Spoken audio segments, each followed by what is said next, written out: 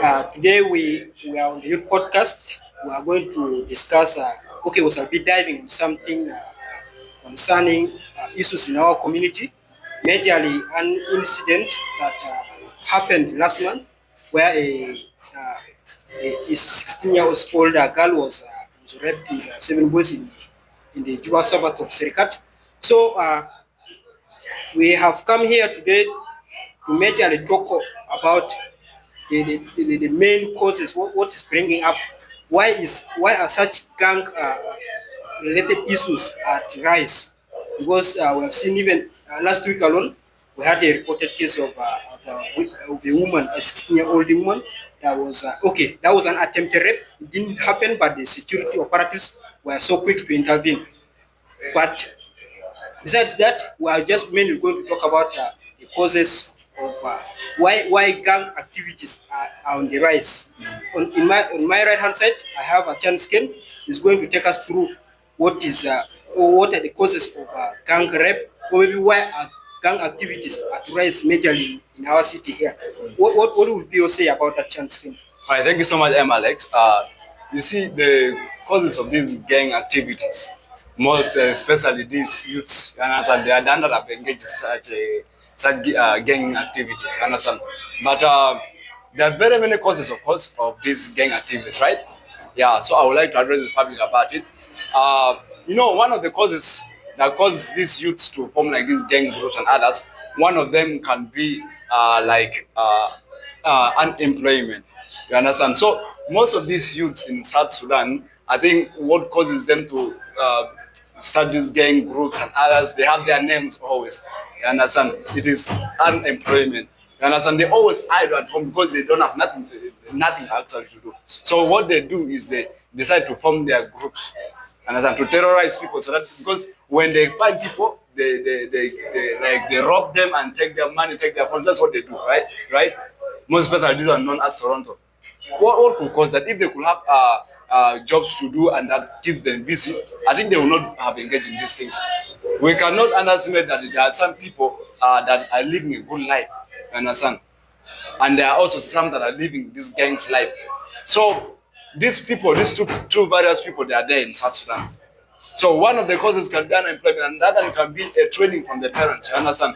So these people that have good morals and in the society, if you study how they are trained well. Their parents invested in training them.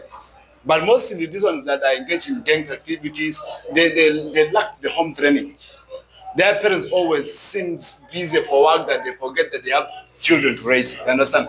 That's why some of them don't know what is this, what is good, what is good for themselves. Some of them even they are in these good families, they are advantaged families, but they are engaging in this behavior of robbing people, stealing things. Why could that be? It's because lack of manners. They lack home training. So what they do, they find funny friends. They do not hear the voice of a father or mother telling them that you see this one here is wrong. Taking someone's thing is wrong. Understand? It even shocks me to find kids like this in the street robbing people. If a parent has time for his or her children, you think a child can now have time to go and start taking drugs to go and rob people in the street? No. The problem can be the pioneering problem can be lack of home training by parents. And that is a very big disease. Parents always seem busy, like they don't have time for their children. That's why the children are going astray. If they could hear the voice of a man or a woman at home, they could be well trained and they could not engage in some of these things. So we could really blame them that they are doing a bad thing. Yeah, they are doing a bad thing, of course, but we could also put a blame on the parents, how they were raised. Some parents just produce the children here that these are for the world. They cannot have responsibility in their children. And this is what is spoiling our youths of today. So for now, I think I can speak about that. Maybe you have something to add on. Yeah. There's a say that it takes the whole community to raise up the child. So you find that sometimes when the family of the child has failed to raise up the child, now if the community also ignores or neglects the child, that is where the child is going to completely be a spoiled one. Now the other thing here is that because you are mainly diving on maybe the economy, that way. Maybe coming from a poor background, you find that because you're lacking that much, you're not sent to school. You find that there's no place that you're going to. You go and join ghetto kids, street kids. You associate with them, others that have those other bad behaviors. You join them and you find yourself in doing such kind of things. Yeah, so Now, when you talk about socially, okay, let me take it to like the government, because you find always government come with policies that we are introducing free education. Now that way, if there was to be education of every kid, you find that you such kind of cases can be reduced.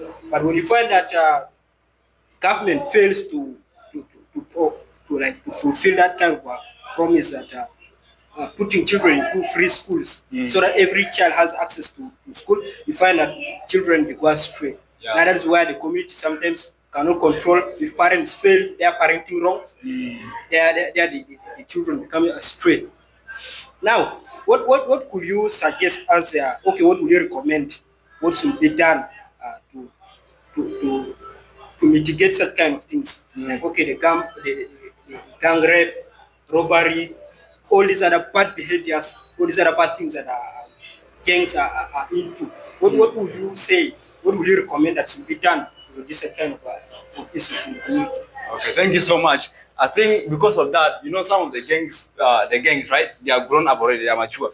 So I could say that the parents, the parents that have children right now, right? So they should have more time for their children. Understand? The parents should have more time for their children right now to educate. They should learn from those parents that have succeeded in training their children, right? They should learn from their parents how they do it, then they train their children. I could say that. But about these ones that have grown up, you understand? These ones here, they have grown up. There's no way that some of them even they are neglected their families. There's no that I can say their parents will train up. No, you can't train up a grown-up person. So what the governments will do, they have started a very good thing. I suggest it was a positive side, understand? Because what they are doing to arrest gangs and others, it was right. You understand? It was right. When these cases, of course, happen, where they should take it serious, they should not cease. The government should not cease. You understand? If they have started arresting these gangs, they should not cease. They should not stop. Because the issue with some of the government actually, when they arrest, when they continue to arrest these gangs, a time will come that they will cease to arrest, which is wrong. Then they will come back to do their gang activities. So they will continually arrest these gangs. Most of these are grown up. There's a saying that a tree that has grown mature that is bent, and there's no way that you can put it straight because it's mature now. So these ones that are funny, they will be arrested. Of course, they should be arrested. They should not cease. Let there not be a moment that the police cease to patrol this kind of gang activities in the community. I think that one can help. That's what I think. Okay, on the point that you said, police will continuously arrest these other people with funny behaviors, gang behaviors. Okay, with the issue, okay, the current trending thing in our country, where there's an arrest that is going on, arrest warrant, you can be arrested for no reason, just because maybe out of your looks, you can be just arrested and find yourself in the cells. But then there's a news that came up. Hundreds of youths were airlifted to Nasir, which is just recovering from conflict. You have heard of the conflict in Nasir. Now, do you see it as being right for the government to, some of these people, they are teenagers, they are of our age, others are even below 20 years, and some were just caught because of their outlooks. You have your rag hair, you have maybe you wearing jean. You find just because last time I witnessed someone just arrested when they were playing football in the field just because they had dreadlocks. And footballers, they are also associated with this kind of hair. Most of them, even maybe in England, they all have dreadlocks. Now I don't see it. From your view, how do you see it, like arresting because I decided to have dreadlocks and I'm a footballer, then you just arrest me just because of my looks, then you suspect me to be a criminal. And from there I'm taken to Nasir. What would you say about that? To be honest with you, I honestly don't agree to that thing. You understand? There's always a saying that no judge a book by its cover. You understand? A criminal is not according to his outlook. You understand? Not because you have dreadlock, then you're a criminal. There are so many criminal sacrifices people that they have bald heads. So we don't determine a criminal by the dreadlocks, by the dressing. No. I sometimes, when I heard about this issue, I